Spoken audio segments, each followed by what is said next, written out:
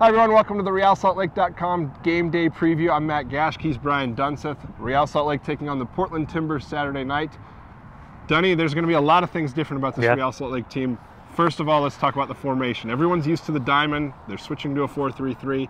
What are fans going to notice different when they take the field on Saturday night? Yeah, I think the big talking points is when you take away and subtract a Nap Orchards, a Chris Wingert, even a Robbie Finley. The formation changes. The new look for Jeff Cassar's talking about a different shape, a different identity. DeMar Phillips is going to give you speed, strength, athleticism down that left-hand side. The return of James and Olave, kind of having the ultimate FIFA player in the back to just knock balls down, be able to recover at full speed.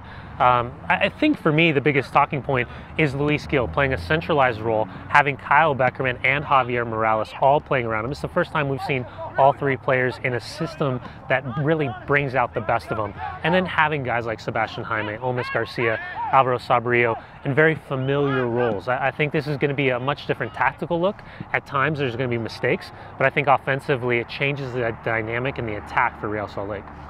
Talking about Sebastian Jaime, we only saw him in brief periods last year. How can this preseason camp help him, and what are we going to see different from him this year? Well, I think when you look historically at mid-season acquisitions, it's been difficult for a lot of guys to get their feet underneath them, understand what kind of the team philosophy is, what's about the league, and then kind of all the different travel elements from time zones to altitude, all of those different things. The good thing for Sebastian is that he's played in this role before. He's very familiar, and now he's had a full 7 months underneath his belt, getting acclimated to the city, to the players, to the locker room. So I'm expecting big things from him. He's going to be out on that right-hand side. He's going to have the freedom to tuck in underneath, and I think you're going to see a lot of interchanging from wide players, from Luis and Javier popping up at different spots, and the constant will always be the kind of physical presence of Sabo at the point. We mentioned a lot of the changes in personnel here with Real Salt Lake. Similar can be said with Portland, but they're going with kind of a similar look than they did previous years. What do you expect to see from them? Who's going to make the game for them, especially with Diego Valeri out of the lineup? Well, the big losses for them, Donovan Ricketts, Pamu Ducar, are kind of the two starting players that are no longer there. Adam Karasi coming over from Norway, played in the World Cup with Ghana. He's going to bring a very similar presence that Donovan had, and then the addition of Nat Orchards alongside Liam Ridgewell. The big losses is no Diego Valeri, still with that ACL issue. Talking to Will Johnson, he's closer but not ready yet. And then the loss of Ben Zemansky in preseason in that final game to an ACL tear. Word is Diego Chara is still coming back from a calf knock. So those are some pretty significant players. Jack Jewsbury, I would think, would be the obvious player to slide into that position to kind of sit in front of that back four. But it's all about Darlington Nagbe. He took a lot of heat last year for just a goal and 7 assists. Statistically, it was tough, but he was doing a lot of great things. You still have Fernando Adi. You've got a healthy Rodney Wallace from the start of the season. Fernandez, Urruti, the addition of Asprilla, the young Colombian winger. As usual, I think Portland's going to create a lot going forward.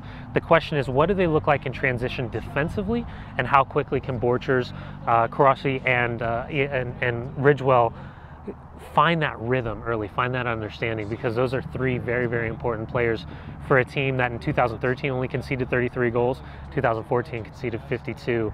Only 2 teams were worse in goals against last year, and that was Colorado Rapids and Chivas USA. You can't talk about a game at Providence Park without talking about Timbers Army.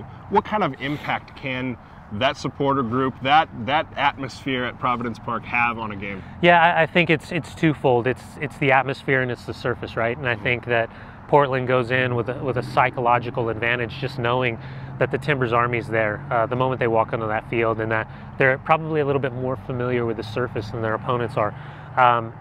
There's something to be said about that first 15 minutes, and sometimes they can get maybe a little too high, and sometimes it's just the perfect antidote. But I think for the Portland Timbers coming into this match, the most important thing for them being the home team is they establish that rhythm through possession.